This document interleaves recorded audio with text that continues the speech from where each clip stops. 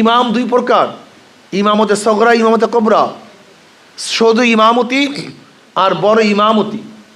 মসজিদের ইমাম হলো ইমামতে সগরা, আর রাষ্ট্রের ইমাম হলো ইমামতে কবরা।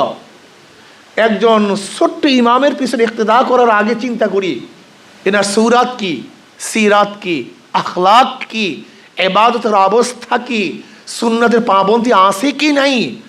ছোট্ট একটা ইমামকে নির্বাচন করার আগে যদি এতবার আমরা খুঁজতে পারি, জানতে পারি, জানার চেষ্টা করতে পারি, তাহলে ইমামতি কবরা, যে গোটা দেশের ইমাম হবেন, নেতা হবেন, নেতৃত্ব প্রদান করবেন, তার মধ্যে সুন্নাত আছে কি নাই, ইবাদত আছে কি নাই, আল্লাহর ভয় আছে কি নাই, এতটুকু খুঁজেন না, আপনার মতো জাহেল আর মূর্খ কেউ হতে পারে না।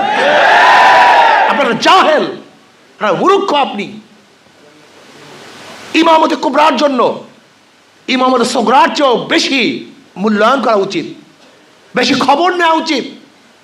অথচ আজকে ইমামতি কুবরা বড় ইমাম নির্ধারণ করবেন, আপনার খবরই নেই এর মধ্যে তাকওয়া আছে কি নেই, সুন্নতের পাবন্দি করে কি করে না। না, আপনি ইসলামী হুকুমত চান না, আপনার দলকে ক্ষমতায় নিতে চান। আপনি ইসলামী হুকুমত চান না, আপনি নিজেকে প্রতিষ্ঠিত করতে চান। আপনি ইসলামী হুকুমত চান না, আপনি ইসলামী হুকুমতের নামে, রাজনীতির নামে স্বার্থ অর্জন করতে চান, স্বার্থ সিদ্ধি করতে চান।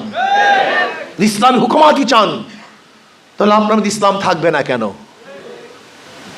সুন্নাত থাকবে না কেন? সুন্নাত অনুযায়ী চলবেন না কেন? সুন্নাতের পাবন্দি করবেন না কেন?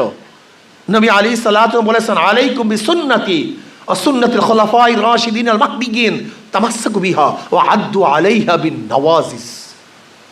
আমার সুন্নাত, আমার খুলাফায়ে রাশিদের সুন্নাতকে আঁকড়িয়ে ধরো। এই ইসলামী ছাত্র আন্দোলনের প্রত্যেকটা ছেলেকে বলবো যে এটা আমরা শুধু রাজনীতি করি না, ইবাদত করি। কি করি? ইবাদত মন করা হয় না, ইচ্ছা মতো ইবাদত হয় না। আপনি যা ইচ্ছা তাই করবেন, তার নাম ইবাদত না, তার নাম হলো নফসের পায়রুবি করা, নফসের ইত্তেবা করা, নফসের অনুসরণ করা।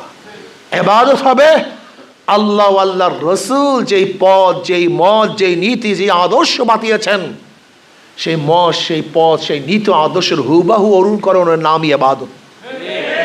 নাকি ভাই?